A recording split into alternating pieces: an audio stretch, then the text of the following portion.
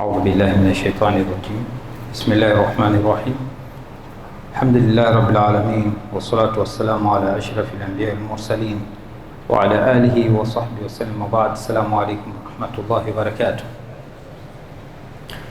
Ndugu Islam, mwanadamu alipokuwa ameletwa hapa duniani akaletewa sheria. Hizi sheria zinamhusu yeye mwanadamu na maisha yake yote, kuanzia ya hapa duniani mpaka akhira yake. Ufuataji wa hizi sheria katika moja ya vichocheo za kujikaza mtu kuvifuata ni kule kukinai nazo, kwamba hii bwana ni sheria ya Mungu na ina maslahi na wewe. Kwa nini unapokuwa unaumwa unakubali kuchomwa sindano na umma, na wakati fulani dawa yenyewe ya umma, wala vidonge vichungu, kwa sababu wajua hii itatibu nini? Ugonjwa wangu. Ndio hivyo hivyo unapokuja swala la sheria, wakati fulani sheria ya Mwenyezi Mungu inakuja nzito, kwa kadri wa yakini yako kujua maslahi yako yalipo kwenye ile sheria, ndio utaifuata kwa nguvu zote, au kwa ujinga wako wa kutojua maslahi yaliyomo kwenye zile sheria, ndio sikia mimi naona kama hakuna mwelekeo, mimi hata sielewi. Hivi ndivyo ilivyo katika kutaamali na nini, katika kutaamali na hizi sheria. Sasa leo tutazungumzia katika khutba yetu kauli yake subhanahu wa ta'ala aliyosema, wa yuhillu lahum at-tayyibat wa yuharrimu alayhim al-khaba'ith. Mwenyezi Mungu anawahalalishia vilivyokuwa vizuri wanadamu na anaharamishia vilivyokuwa vibaya. Kabla ya kuingia katika maudhu ndogo kidogo ambayo kwamba ndio hutuba ilivyogusia zaidi, eneo dogo la chini, tuchukulie kwa sura ya jumla aya hii ambayo kwamba subhanahu wa ta'ala ameiwekea kwamba malengo ya utekelezaji wa sheria alizozileta kwa ajili yetu sisi yapo katika aya hii. Kwanza kabisa, sheria zote Allah subhanahu wa ta'ala alizozileta ni rehma kwa Allah subhanahu wa ta'ala. Kwa wanani? Rehma za Allah subhanahu wa ta'ala kwa nani? Kwa wanadamu. Ukumbuke hilo kwamba Allah subhanahu wa ta'ala katika moja ya rehma zake dhahiri yake, alama za rehma zake kwa wanadamu, kuwaletea zile sheria ambazo kwamba zitawahakikishia wao kupata manufaa na kuwaweka mbali na nini, na madhara. Kwa hiyo tuweza tukasema sheria za Mungu laisa tadhiqan, si kwa ajili ya kumbana huyu mwanadamu, bali himayatan lilinsan, bali ni kinyume chake, ni kwa ajili ya kumlinda huyu mwanadamu. Ni kama vile wewe unapolea mtoto huku na malengo akuwe katika malezi fulani, kuna vitu umwambia hiki sije ukakuona unakifanya, tayari ushamwekea nataka awe nani. Tukumbuke pia katika mi'yar au vigezo vya uhalali na uharamu ni vitu hivi vifuatavyo: ma kana nafi'an, chochote kilichokuwa kina manufaa kwako, tena tahiran, kisafi, tena salimul aqiba, kiwe kina mwisho mzuri katika nyanja zifuatazo: ala dini wan nafsi wal aql, kwamba ina matokeo mazuri kwa dini yako haiharibiki, wala nafsi yako haidhuriki, wala akili yako haidhuriki, fahuwa tayyib. Chochote hii katika mizani, chochote ambacho kwamba kina manufaa na wewe, halafu kina tahara, sio kichafu, si katika vitu vinavyoitwa najisi, lakini vile vile kina mwisho mzuri katika kutumia kwake, kwamba haikuathiri dini yako, haiathiri kinafsi yako kiwiliwili, wala haiathiri nini, akili yako, basi iko kitu ni nini? Ni nini? Ni kizuri, tayyib. Kwa hiyo hii, kuna wakati unajiuliza hiki kitu ni halali au haramu, chukua kigezo hiki. Lakini ma kana dharan, chochote kitakachokuwa kina madhara, au mustakdharan, au ni kitu kinachoonekana ni kichafu, au yuaddi ila fasadi dini au dunyawi, au inaopelekea kufisidika kwa dini au dunia yako, fahuwa alkhabith, basi kwa kitu ni kitu kibaya, hakifai. Tukipata faida zaidi na aya hii, wa yuhillu lahum at-tayyibat wa yuharrimu alayhim al-khaba'ith, utakuta aya hii inakusanya vitu vyote vinavyomhusu mwanadamu, kuanzia chakula, tukaharamishiwa pombe, tukaharamishiwa kula maiti, kula damu, kula vitu ambavyo kwamba vingi vimetajwa katika Qur'ani, vyote ukija ukiviangalia kuna madhara kwa mwanadamu. Lakini hata al-amal, matendo au al-makasib, vyanzo vya kutafuta riziki vile, kuanzia miamala ya riba, kufanya ghish, kudanganya, kudhulumu, vyote hivyo ndugu Waislamu vimeingia hapa. Lakini vinaingia vile vile al-akhlaq was-suluk, tabia, maadili, vyote ambapo vinakuja ndani yake masuala ya uzinifu, machafu yote kwa jumla, kusema uongo, vyote vinaingia huko ndani. Lakini ukumbuke, kullu ma kana khabithan fi dhatihi au atharihi fahuwa muharram, chochote ambacho kwamba chenyewe ni kitu kichafu, kibaya, au athari yake ni mbaya, basi katika Uislamu hiko kitu ni nini? Ni haramu. Hii ni principle unayoweza kuitoa kupitia aya hii, wa yuhillu lahum at-tayyibat wa yuharrimu alayhim al-khaba'ith. Usisubiri shekhe akuambie bwana hiki halali haramu. Matumizi ya akili yako, matumizi ya principle hii vizuri, ikiwa unayo kichwani na ikiwa nafsi yako tayyib, haijatawaliwa na shetani, hakuna ushawishi, utajua vingi vya kuvifuata vizuri. Ni hivi utavifuata, na hiki utakihisi kwamba hapana, sina dalili, lakini nafsi haitokubali. Ndugu Waislamu, tukumbuke daima, ikiwa nafsi yako itabaki salimu, imesalimika, haijachafuka, haijakuwa mbaya kutokana na matendo yako, basi daima sheria yoyote itakayotajwa utaona inakubaliana na akili yako, unaiona hii ni sahihi kuwa hivi. Hivi ndivyo Mwenyezi Mungu Subhanahu wa Ta'ala. Siku zote nafsi ikiwa imesalimika, iko sawa, basi itapendelea vizuri, na kila kilichokuwa kibaya wakati fulani, hata kama hakuna dalili ya kutosha mbele ya macho yako, utasema mimi nafsi yangu haikubali. Ndugu Waislamu, ni kama vile unapokuwa unapua iliyosalimika, ikiwa iko sahihi, ikinusa uwaridi, ikinusa yasmin, utasikia harufu nzuri kuwa ni harufu nzuri tu. Lakini kitu kingine, uvunda wowote, chochote kenye harufu mbaya, hii pua madam ni salimu, itasema hii harufu ni mbaya. Kwa hiyo wewe mwenyewe pia utakapofika mahali umeitawala, umeitengeneza nafsi yako, ukawa unafanya ibada zako, swala 5, unafunga, unatoa zaka, unafanya ile kwa ya lazima yote, unasoma Qur'ani, una dhikri, kuna hidayah ya Allah Subhanahu wa Ta'ala, kutambua mambo mengine hata bila kuwa na nususu sharia, bila kujua kwamba hii Qur'ani imesema kadhaa au kuna hadithi imesema kadhaa, utaliona lile baya kuwa ni baya, na lilokuwa zuri utaliona lafutia katika nafsi yako, utalifanya. Hivi ndio Allah Subhanahu wa Ta'ala katika moja ya uongofu wake kwa wanadamu, kama kumtupia hidayah, utambuzi. Hidayah kama utambuzi wa kujua cha halali kipi na cha haramu kipi. Hii haimaanishi kwamba basi ukiwa mcha Mungu usisome, la. Hapa ni pale unapofika mahali kile ambacho kwamba kimekutokezea ukijui, sio kwamba uache kusoma, basi mimi nisome Qur'ani tu, vitu vingine Mungu ataniongoza hivyo, la. Kusoma kunabaki ni fardh ya wajibu wa kila Muislamu mwanamume na kila Muislamu mwanamke. Haya tunazungumza pale inapotokea umekutana na jambo huna ujuzi nalo. Ndugu Waislamu, tukumbuke kwamba Mwenyezi Mungu Subhanahu wa Ta'ala katika sheria zake zote imekuja kulinda mambo makuu 5 kwa mwanadamu. Hifdhuddin, kumhifadhia dini yake. Hifdhun nafs, kumhifadhia nafsi yake. Lakini vile vile kuhifadhi mali, lakini vile vile kuhifadhi al-aql, lakini mwisho kabisa ni kuhifadhi irf, heshima. Ndugu Waislamu, katika mambo yote hayatokoyafanya, likiingia kwenye jambo tu kwamba hili ni la haramu, litaathiri vitu vyote.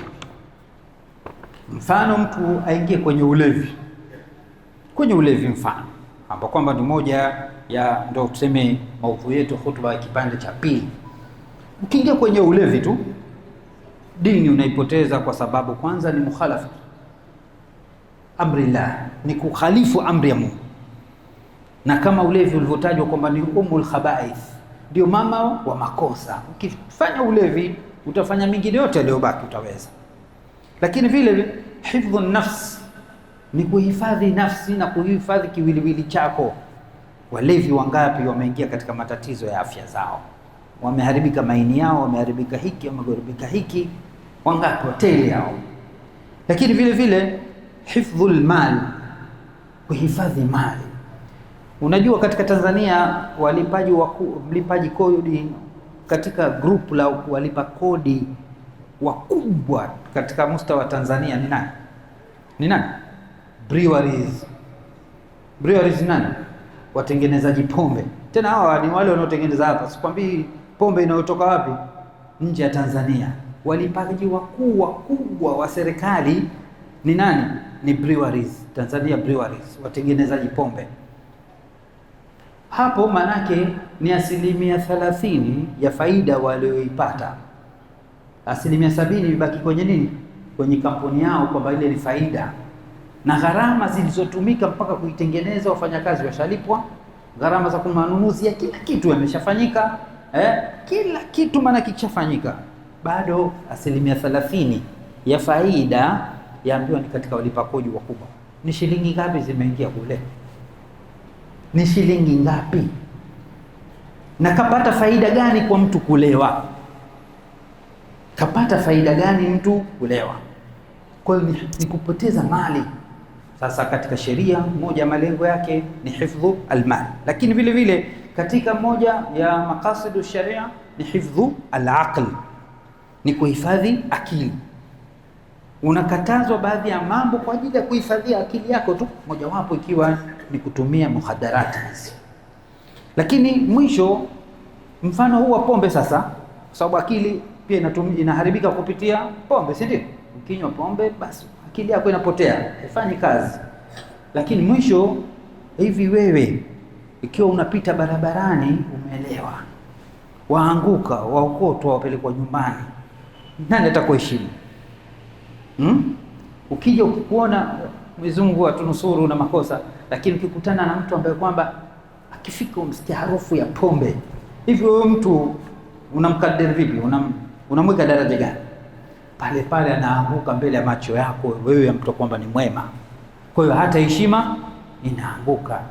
Kwa hiyo katika makasidu sharia, katika makusudio ya kuwekwa hizi sheria, mojawapo ni kulinda nini? Heshima. Kwa hiyo ndugu Waislamu, bila shaka sheria zote hizi zimekuja kumlinda huyu mwanadamu, kumweka katika ile makani, ile sehemu ambayo kwa Mwenyezi Mungu ameitaka ya ule utukufu. Katika viumbe vyote vilivyopo katika huu ulimwengu hakuna mtukufu kama nani? Mwanadamu. Mwenyezi Mungu mwenyewe amethibitisha Qur'ani kwamba amemtukuza mwanadamu. Sasa inawezekana ikatumika yani kama aina fulani ya fikra, mawazo ya wasiokuwa Waislamu, maadui wa Uislamu, kwamba labda kufuata hizi sheria au uwepo wa sheria hizi za Kiislamu ni kama vile kumbana mwanadamu asiwe huru. La, bali Uislamu tukumbuke ni dini ya Mwenyezi Mungu. Mwanadamu ni kiumbe cha Mwenyezi Mungu, na Mungu kamleta mwanadamu huyu kwa malengo maalumu, na amemweka kwa muda maalumu, alafu atamuondoa, ataenda mlipa kwa kile alichokifanya, na atalipwa kwa mujibu wa vigezo vya sheria za Mungu. Si kwamba wewe utaulizwa huko ufuata katiba ya nchi. La, kaishi popote utakwenda kuulizwa uliishi vipi na sheria za Mungu. Kwa hiyo tukija kwamba sisi hatuwezi kubweteka wala kudhurika na maneno ya wasiokuwa Waislamu ya kwamba labda tunaingiliwa katika uhuru wetu, bali sisi tunasema tuko huru, lakini ndani ya mipaka ya Mungu. Tuko huru bana. Hakuna vitu ambavyo kwamba utasema ni kuna vilivyoharamishwa kwamba ndio raha ndio ilipo pekee. Kwa hiyo vikikosa huko hamna raha. Mungu kaweka vingi vilivyopo katika vya halali ndio vinavyothibitisha raha ya mtu. Ndugu Waislamu, Uislamu umeleta uharamu wa vitu kwa hikma na maslahi ya huyu mwanadamu, hata ikiwa wakati fulani haya maslahi wewe huyaoni wala huyatambui, lakini unachotakiwa kuwa na yakini nacho, madam tu Mwenyezi Mungu kahalalisha, basi ujue kina manufaa na wewe, au madam Mwenyezi Mungu kaamrisha lazima ukifanye, hata kama ni kigumu, basi ni kwa ajili ya maslahi yako. Na upande wa pili, kikiwa kwamba ni cha haramu, hata kama wakipenda wakiona kitamu, ujue ni kwa sababu kina madhara na wewe. Ndugu Waislamu, principle iliyopo katika Uislamu, chochote ambacho kwamba kina manufaa kizuri, halafu yani hakina madhara yote, hiko ni halali, madam hakijabainika kwamba hiki kina madhara, basi hiko ni halali. Hiyo ndio asli ya sheria ilivyo. Lakini chochote nacho ambacho kwamba kitabainika tu madhara yake kwako, kinageuka hukumu kutoka kwa asli ya halali kuingia kwenye nini? Kwenye haramu. Lazima kwa hiyo uweke hii principle hii kwamba Mwenyezi Mungu aliposema wa yuhillu lahum at-tayyibat wa yuharrimu alayhim al-khaba'ith, anahalalisha Mwenyezi Mungu kuwahalalishia wanadamu hawa vilivyokuwa vizuri na anawaharamishia vilivyokuwa vibaya, kwamba sheria kwa ujumla imekuja kwa ajili ya maslahi yetu. Daima uwe na yakini nayo, na ukifuata ufuate kama ni mtu ambaye kwamba unafuata maslahi yao. Hiyo ni upande wa kwanza. Upande wa pili, Mwenyezi Mungu Subhanahu wa Ta'ala anasema ya ayuhan nas kulu mimma fil ardi halalan tayyiban, enyi watu wote, nyinyi nyote wanadamu. Hii khitab liljamii, waislamu na wasiokuwa waislamu, kwa sababu Mwenyezi Mungu bado hawa wasiokuwa waislamu bado ni waja wake, ni rahim. Mwenyezi Mungu ana rehema zake zimeenea kwa watu wote. Mwenyezi Mungu anasema enyi watu, kuleni katika vilivyopo katika ardhi vilivyokuwa vya halali, vilivyokuwa vizuri, wala tattabi'u khutuwati shaitan innahu lakum aduwwun mubin, wala msifuate hatua za shetani, hakika yeye kwenu nyinyi adui wa wazi. Angalia, tunachotaka kukizungumza kuunganisha baina amri ya Mungu kwamba kuleni vilivyokuwa vya halali, vilivyokuwa vizuri, hapo akaja amri usifuate shetani. Nini maingiliano baina ya amri ya sisi kufuata kula vya halali alafu atusema tusimfuate shetani? Ni kwa nini? Kwanza kabisa, ilipokuwa kwamba halali ndiyo njia salama ya mwanadamu, basi ukumbuke shetani lazima atakuwa ndo kazi yake kukufanya wewe uondoke kwenye salama ile. Halali ilipokuwa ndio salama yako, shetani atapambana wewe usifuate ile halali, kwa sababu wewe hataki salama yako. Hiyo namba moja.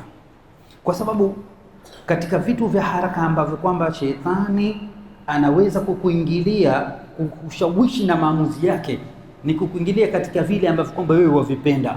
Ataanza kwenye kula na katika kasbu rizq, katika kutafuta fedha.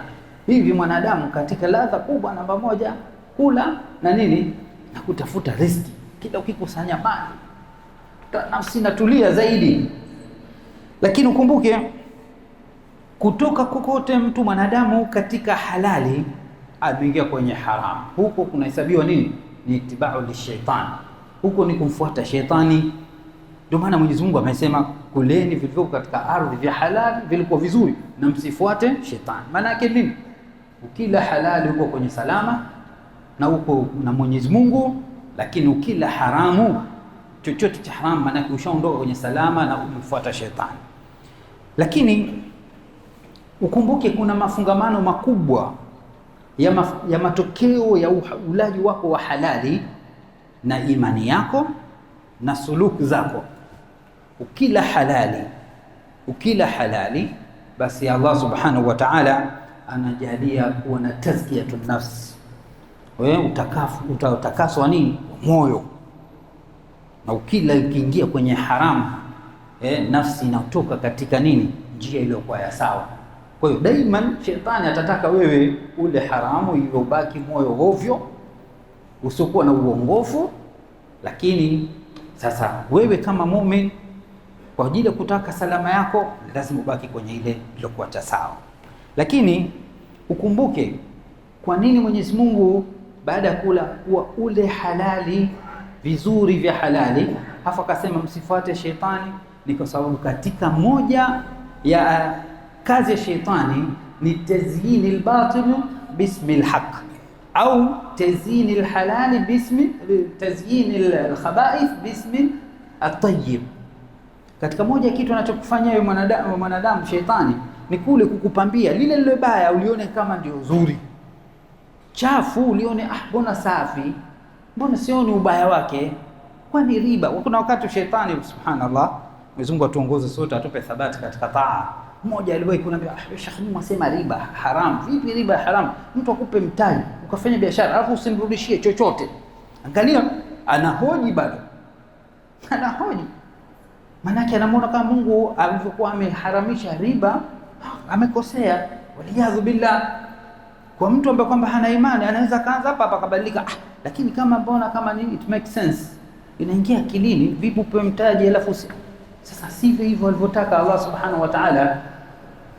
Kwa hiyo shetani yuzayyinu al-khabitha bismi at-tayyib, shetani anapamba lile lilokuwa baya kwa jina la kwamba lilokuwa ni kama kitu kizuri.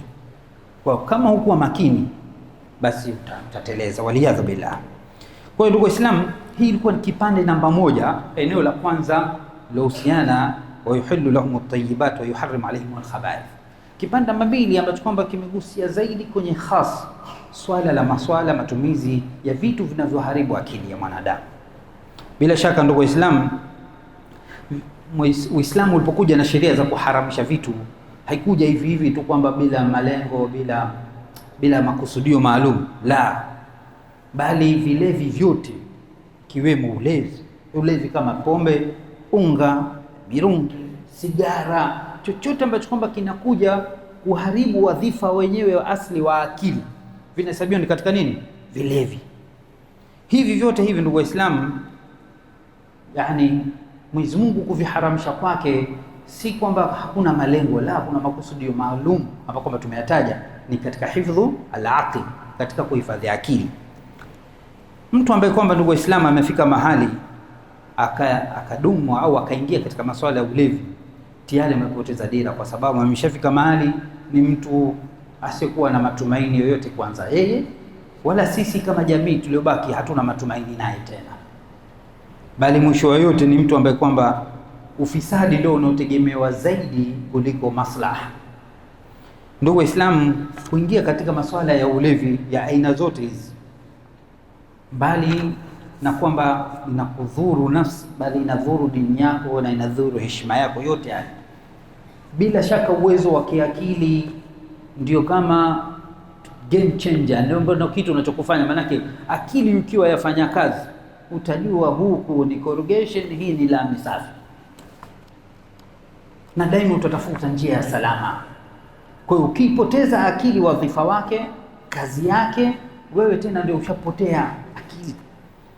Ndugu Waislamu, ndio maana imekuja katika athar, amesema maktasaba almar'u mithla aqlin yahdi sahibahu ila huda, hajapata mtu kilichokuwa kizuri mfano wa akili ambayo kwamba inamuongoza mtu wake katika uongofu, au yaruddahu an rada, au kwamba ana akili inomfanya imrudishe isifanye jambo la ovyo.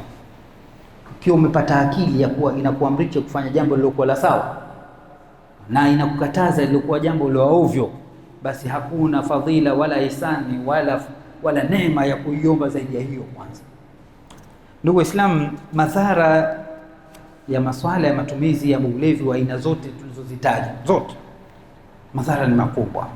Ni wajibu wetu tukumbuke kwamba sisi kama Waislamu hili ni jukumu letu kama wasimamizi, kwa sababu sisi ni kuntum khaira ummatin ukhrijat linnas ta'muruna bil ma'ruf wa tanhauna 'anil munkar. Katika moja ya majukumu kwa ngazi ya umma mzima, kuamrishana mema na kukatazana maovu. Kuamrishana mema na kukatazana maovu ni amrun ilahi, ni amri ya Mwenyezi Mungu ambayo kwamba haianguki kwa mtu yoyote. Haiwi kwamba labda ni kwa wasemaji tu maalum, la, wewe kwa mujibu wa uwezo wako wote unaingia kwenye kauli yake Mtume sallallahu alaihi wasallam anasema, man raa minkum munkaran falyughayyirhu biyadihi fa in lam yastati' fa bilisani fa in lam yastati' fa biqalbi wa dhalika adhafu al-iman. Anayeona munkari yoyote katika nyinyi auzuie kwa mkono wake, ikiwa hawezi basi kwa ulimi wake, na aseme jamani, hivi sivyo. Na mwisho kama huwezi ni kwa kuchukia, na huo ndio udhaifu wa imani wa mwisho wa mtu kuwa nao, kwamba umeshindwa kutukusema, mbali na kuwa umeacha hata kuwa umeshindwa kuzuia kwa mkono. Ndugu Waislamu, bila shaka huu umma utakapokuwa umeachia hili jambo, madhara yake yatakuja kwa watu wote. Bila shaka kitu cha kwanza kitakachopata tabu nacho ni swala la kuingia maradhi katika jamii. Bila shaka hilo twalijua, lakini ukumbuke vile vile haya maradhi yanakuja mbali na kwamba matumizi yale ya vile vilevi vinaua mali kwa kuwa vinanunuliwa. Sisi tunajua jamani, hasa kama wauza unga akikosa cha kuchukua, basi kwanza nyumbani ukikaa ovyo ovyo freezer litauzwa, mwisho hata nguo yako ataichukua ataenda iuza. Bali wauza unga tunajua sisi wakija kuiba muuza unga nyumbani, utajua huyu aliyekuja kuiba ni muuza unga au mtumiaji unga au ni mtu mwenye akili yake kidogo nzuri. Maana yake aweza kachukua hata kitu kijitoi kile, aweza kakichukua haona cha mfaa. Kijitoi kile cha mtoto mdogo kile pia haona, hata kiuza kwa shilingi 200, hata kitu cha 30,000. Sasa tukija kwamba iktisad, uchumi wa watu unaathirika, kwa sababu mwisho yote matumizi yote hayo hayarudi kitu chochote katika manufaa, na pia kwamba watu wanafanya israfu na fasadi katika ardhi. Vile vile ndugu Waislamu, ukumbuke kuachia watu matumizi ya mihadarati yote au vilevi vyote ni kukubaliana kwamba tutapoteza mali, na tukumbuke kufanya israfu, kupoteza mali ni katika vitu au makosa mbele ya sheria ya Mwenyezi Mungu Subhanahu wa Ta'ala. Wala tubadhir tabdhira innal mubadhirina kanu ikhwana shayatin wa kana shaytanu li rabbih kafura. Wala msitumie mali ovyo ovyo. Hakika wenye kutumia mali kwa ubadhirifu, kwa ufisadi, kwa israfu, kwa matumizi ya ovyo ovyo, hao ni wamekuwa ni ndugu zake mashaitani, na shaitani kwa Mola wake ni mwenye kukufuru. Ndugu Waislamu, tukumbuke thamani ya akili. Unapokuwa wewe Mwenyezi Mungu akakujalia Muislamu, muumini, binadamu kamili, basi ikifika kwamba kuna mtu akushawishi kutumia kilevi, kumbuka haya yafuatayo, kwamba akili ni hiba rabbania. Akili ni zawadi ya Mungu. Kuwa wewe una akili ni zawadi ya Mwenyezi Mungu. Uonaje kama ingekuwa umezaliwa mwendawazimu, nusu nusu? Sasa vipi wewe wakubali mimi Mungu anijalia kwa na akili, nafanya kazi, nafanya biashara, nimefanikiwa, nimejenga hiki, alafu kija waiharibu akili yako? Lakini pili, ukumbuke kwamba kwa akili ndio unajua njia ile kwa ya sawa, haki, batil, uongofu, potofu, ni kwa kutumia akili. Ndugu Waislamu, vipi wapoteza kama vile ulioko kwenye bahari kubwa, uko kwenye jahazi, alafu dira inakuambia huko ni kaskazini, huko kusini, mashariki, magharibi, waitupa tena maji. Sikupotea huko. Huko nifanyaje? Ni kupotea. Matumizi ya chochote. Sisemi watu walevi wa pombe tu hapa, wala wanaotumia mhadarati ile cocaine. Chochote kinachoharibu akili hata kidogo, ukiwemo sigara, tuitaje maana yake ni katika tatizo kubwa. Sigara ndugu Waislamu ni kupoteza mali, ni kuhatarisha afya, alafu pia ni katika karaha ambapo kwamba yani wewe hapa misikitini akija mtu ambaye kama mvutaji sigara kisasa, ukiswali naye pembeni swala yako haendi vizuri, anuka. Sasa huyu anuka vya haramu. Vitu vya halali bado ukivila waambie usikaribie msikiti, ikiwemo vitunguu saumu. Mtume sallallahu alaihi wasallam amekataza mtu akila vitunguu saumu au chochote kinachofanana na harufu kama ya vitunguu saumu, usije ukawaharibia watu ibada zao. Jingine ndugu Waislamu, Mwenyezi Mungu Subhanahu wa Ta'ala ameshatukataza sisi kufuata matamanio ya nafsi, kwa sababu mtu kuwa anafuata matamanio ya nafsi ni mtu kukubali kukokotwa na shetani.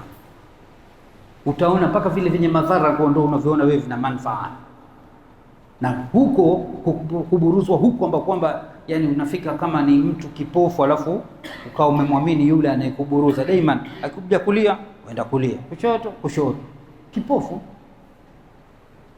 Kwa hiyo Mwenyezi Mungu Subhanahu wa Ta'ala amesema afaraaita man ittakhadha ilahahu hawahu wa adhallahu Allahu ala ilm, je, umemwona yule ambaye kwamba amefanya matamanio ya nafsi yake ndio Mungu wake, na Mwenyezi Mungu akamwacha basi apotee, pamoja na kuwa ana elimu, ana maarifa. Wa khatama ala sam'ihi wa qalbihi wa ja'ala ala basari ghishawa, na bado akapiga kwa kuwa yeye alishaamua kwamba yani ama anafuata matamanio ya nafsi yake. Kufuata sheria ni ngumu, wacha niponde maisha, wacha nitumie riski Mungu anipa, wacha nifurahi, akafuata matamanio ya nafsi yake. Huyo mwisho wake ni Mwenyezi Mungu kumpigia muhuri masikio, hatosikia tena hali iliyokuwa ya sawa, wala moyo wake hautoingia hidayah, na wala macho yake hayatoona haki wala hataona uongofu. Man yahdihi faman yahdihi min ba'di Allah, na nani atakayemuongoa baada ya Mwenyezi Mungu kwa amemwacha simuongoe mtu? Nani huyo? Kwa heri, amepotea njia. Afala tadhakkarun. Kwa ndugu Waislamu, huu ndio mukhtasar wa khutba yetu hapa, kwamba inazungumzia maswala mazima kama principle, kama kaida ya maswala sheria za Mwenyezi Mungu katika kuhalalisha vilivyokuwa vya halal na kuharamisha vilivyokuwa vya haram, lakini kagusia kidogo kuhusu nini, matumizi ya nini, ya muhadarati au kutumia vilevi kwa ngazi zote, kuanzia vilevi vikubwa maarufu hivi vya kizamani mpaka hivi vya kisasa ambavyo kwamba tunavyo. Lakini pia mwisho tunamalizia na vijana, yani wahanga wakubwa wa mambo haya ni vijana. Tukumbuke ndugu Waislamu, vijana ni mategemeo ya umma mzima, yani ngazi yoyote, hata kitaifa, bali na hii umma kama umma Islamia, hata taifa linategemea nguvu za nani? Za vijana. Hawa vijana wakikaa sawa, mambo yote yatanyoka biidhnillah taala, kwa sababu mbali na kujenga uchumi, hata ufisadi eneo kubwa linalofanywa ni na ngazi ya ujana. Kwa hiyo vijana wakikaa sawa, basi mambo mengi yatanyoka. Tujitahidini hawa vijana kuongoza, kwa sababu hawajaacha kuwa ni watoto ambao kwamba wana baba zao. Wewe kama baba, hakikisha aliyoko chini yako unamuongoza, unamshika mkono, ufike mahali utumie nguvu ya kumzuia. Mwisho yote una silaha ya Mwenyezi Mungu nayo kumwachia radhi. Kwa nini umepewa hiyo? Ni pale unapokataa wewe tu kwa amri zako ndogo ndogo, kuletee dona asikuletee, la. Akiwa mfika mahali hakufuati sheria zako zile unamuongoza za dini, pia umuonyeshe kukasirika kwako, hata kama akuletea dhahabu kwenye kinywa chako, huyo siye, hana maana, kwa sababu anakufitinisha na Mola wako. Mungu Allah Subhanahu wa Ta'ala atuongoze, tuwe katika waja wake wema, tuonyeshe kile chenye khair na sisi kwa na khair na sisi tupate kulifuata, na tuonyeshe kile chenye shar na sisi kwa na shar na sisi tupate kuliacha. Rabbana atina fid dunya hasanatan wa fil akhirati hasanatan wa qina adhaban nar. Assalamu alaykum wa rahmatullahi wa barakatuh.